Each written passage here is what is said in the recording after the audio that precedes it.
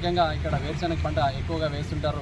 వేరుశెనగ పంటగా కారణంగా ఎక్కువ మంది దాని మీద ఆధారపడి ఉంటారు కాబట్టి దానికి ప్రత్యామ్నాయంగా వేరుశెనగ ప్లస్ మరియు ఏదైతే మిల్లెట్స్ ఉన్నాయో మిల్లెట్స్ కావచ్చు, చిరుధాన్యాలు కావచ్చు, వీటికి కూడా సేమ్ సబ్సిడీ కావచ్చు, అలాంటి ప్రోత్సాహకాలు కూడా కల్పించాలని చెప్పి వారి దృష్టికి తీసుకెళ్ళడం జరిగింది. న్యాచురల్ ఫార్మింగ్ ఏదైతే ఉందో ప్రకృతి వ్యవసాయాన్ని కూడా ప్రోత్సహించేందుకు ప్రకృతి వ్యవసాయానికి సంబంధించినటువంటి ఏవైతే పథకాలు ఉన్నాయో ఆ పథకాలకు సంబంధించి కూడా ఈ ప్రజలకు అవగాహన కల్పించేందుకు కూడా చర్యలు తీసుకోవాలని చెప్పి ఈ యొక్క కేంద్రం నుంచి వచ్చినటువంటి ఈ యొక్క నితీష్ చౌహాన్ యొక్క బృందానికి తెలియజేయడం జరిగింది. వారందరూ కూడా సానుకూలంగా స్పందించారు. ఈ జిల్లాలో రైతులందరూ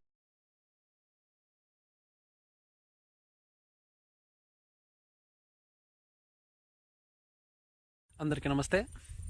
అనంతపురం జిల్లాలో మరియు సత్యసాయి జిల్లాలో వర్షాలు సరిగా పడని కారణంగా చాలామంది ఏదైతే వేరుశెనగ విత్తనాలు వేయని సందర్భంలో వచ్చినటువంటి కరువు బృందానికి పెనుగొండలో కలిసి ఈ ప్రాంతంలో చిరుధాన్యాల సాగుకు ప్రాధాన్యత ఇచ్చి సిరుధాన్యాలు ఇవ్వాలని చెప్పి కోరడం జరిగింది.